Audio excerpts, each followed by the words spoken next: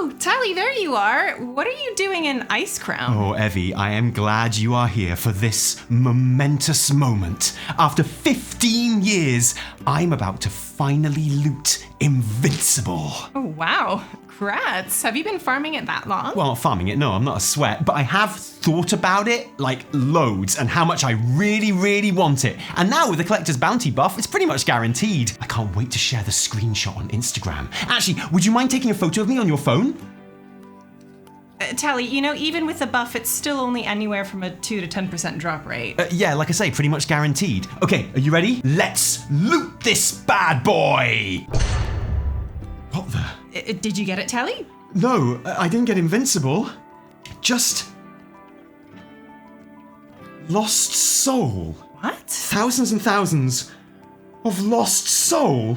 Tally, what's going on? I'm scared. I'm gonna need you to stop filming me. Knowledge is power. Hello Internet, Taliesin here. Welcome to another episode of the Weekly Reset, Taliesin and Evitel's wondrous wisdom show. In a week where, forget 11.2 and its PTR for now, we'll come back to that next week. And actually, forget your job and your kids and going outside, because July 2025 is officially Collector Summer. We're going to be talking about the actually kind of wild Collector's Bounty buff that we now know all about going live today, and which might allow you to sweep the board of legacy mount and transmog stuff that you've been missing for like the last 20 years. But also the Diablo Greedy Emissary Treasure Goblin event, which promises to be all kinds of hectic, constant portal spawning fun, but also, much more importantly, where you'll be able to pick up those super sexy red and black themed modern tier 2 recolours. And not only that,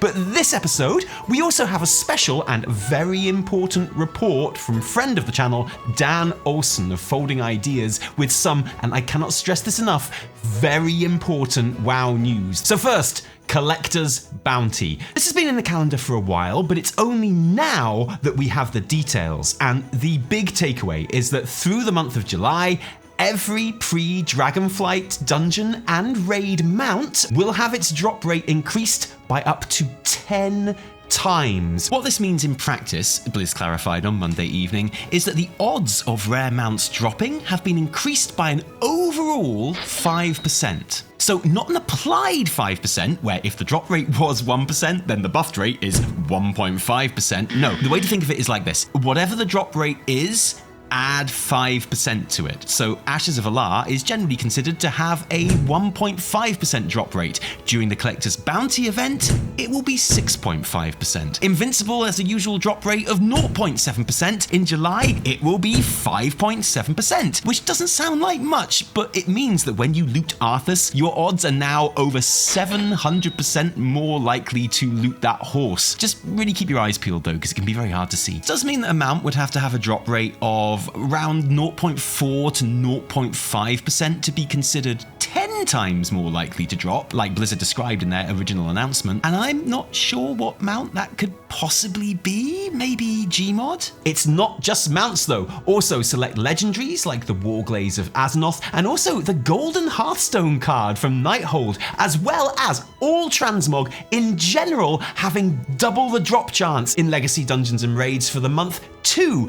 And that's exciting, isn't it? Mimron's head is awesome. I can't wait to get that mount. What a great event. And don't just take my word for it. Why not peruse the forums, which are awash with players giddy with excitement about the next month of hardcore farming action. Except probably not even hardcore at all though, because you'll surely get all the mounts you want after just a quick afternoon's breezy play. So high are those drop rates, and everyone agreed that not only was this good for the game and good for the players, but good for humanity, making what is increasingly a hard and brutal, selfish world just a little bit better, a more loving place, and everyone praised Blizz for their part in spreading joy throughout the community.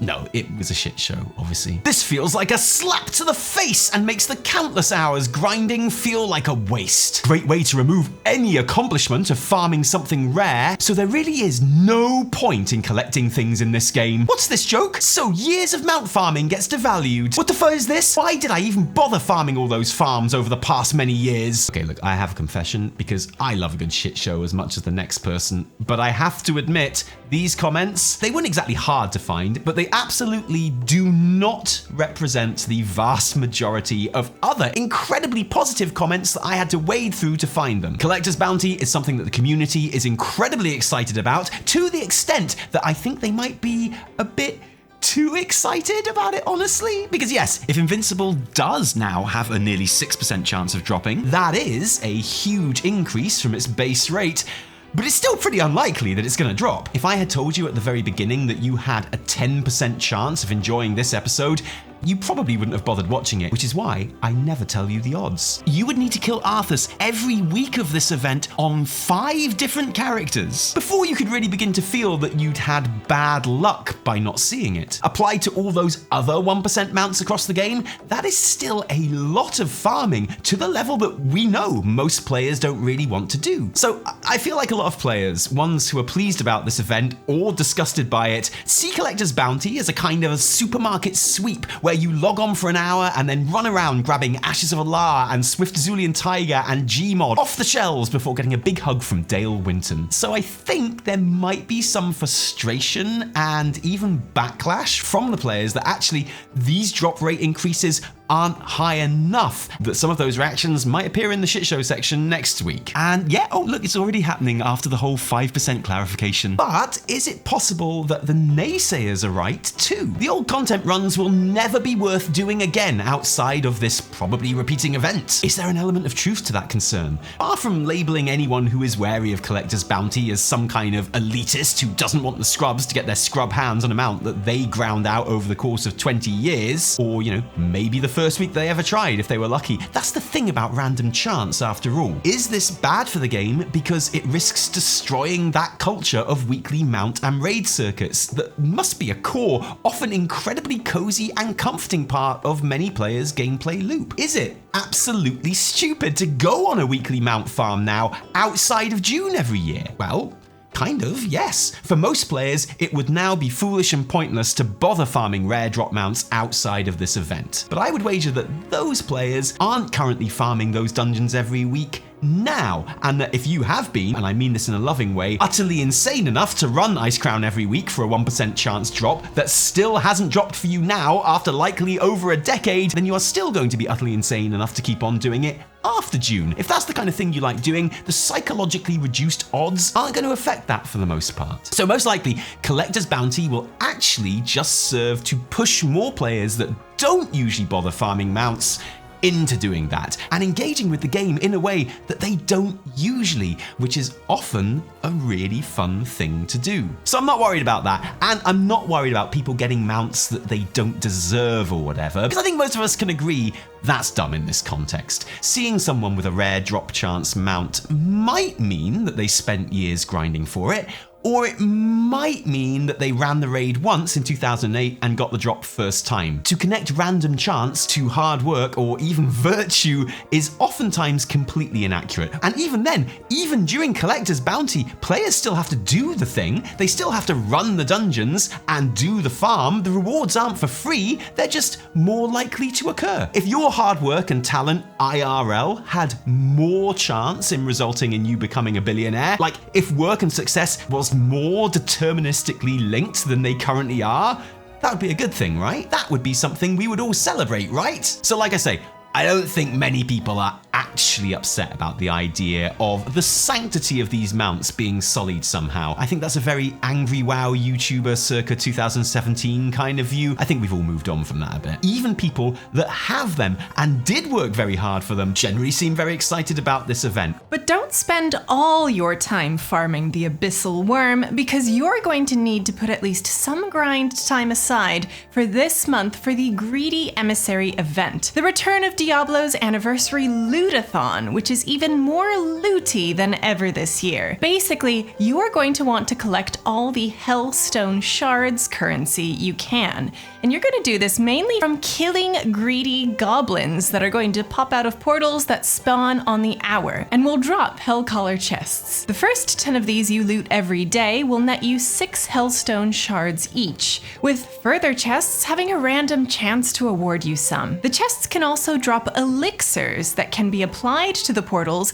to give affixes to them. The most brutal affix, obviously, being the absolutely brick your game with lag affix, and make them spawn even more goblins to drop more chests and give you more lovely shards. So, many shards, much portals, big win. And the reason you want those shards is so you can head to the vendor hanging out in Dornogal to buy the sexy new uprezzed tier 2 recolors in red and black and other edgy colors like that. Mostly red and black. And yes, well done, Blizz. You've successfully made me care about the Diablo Anniversary lag fest with your sexy red armor sets. Well done, and also you. There are other smaller rewards and nuances to the event too, including the recolored Tyrael's charger mount. We're gonna go ahead and link the relevant Wowhead article below, as well as a handful of others on the week's news that we think you'll like to peruse at your leisure. And now, it is time for a special guest report from Dan Olson of Folding Ideas, the man behind, in my opinion, the 2 best World of Warcraft videos on YouTube, in perhaps his most important expose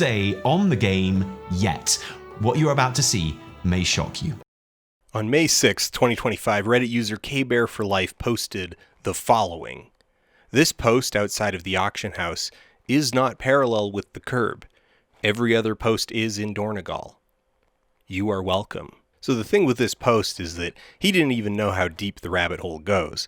Not only is that lamp askew, basically none of the plinths that line the walkways of Dornogal are fully aligned in all 3 dimensions.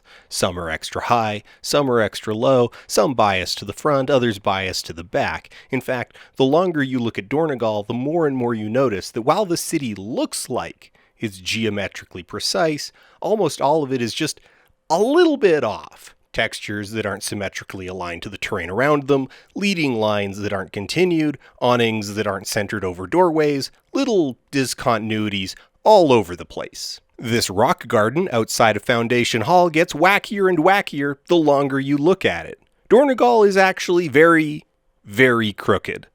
So why is this? Okay, so asymmetry has been very important to Warcraft from the very start. Going all the way back to the beginning, Warcraft 1 and 2, a lot of the signature look comes from the subtle use of asymmetry. The tusks framing the entryway of the Orc Town Hall aren't the same height. The towers around the barracks aren't quite evenly spaced. And how could we ignore the Orc Grunt's iconic massive single pauldron? And this asymmetry even has an impact on gameplay, or at least game feel, because the Grunt's huge pauldron gives it a very distinct silhouette with a strong sense of direction to it. It communicates facing and direction of travel. Now, facing is not particularly important in Warcraft 1 and 2. It has no mechanical impact on gameplay, but it feeds into that special something that makes it easier to keep track of what's happening on screen and makes the game more fun to watch and play. Importantly, this is not saying that Warcraft's aesthetic categorically rejects symmetry or that symmetry is bad. We're not here to bash symmetry. Symmetry can be great, it can be beautiful, it can be spectacular. Because we do see a lot of symmetry in the art. Human structures in Warcraft 3, like the Barracks, Altar of Kings, and Guard Tower, are very symmetrical. But even then, we've got other design elements like tapering that keep things from looking too perfect. What we're talking about is specifically the role of asymmetry in Warcraft's aesthetic. Because that's the trick here. It is possible for things to be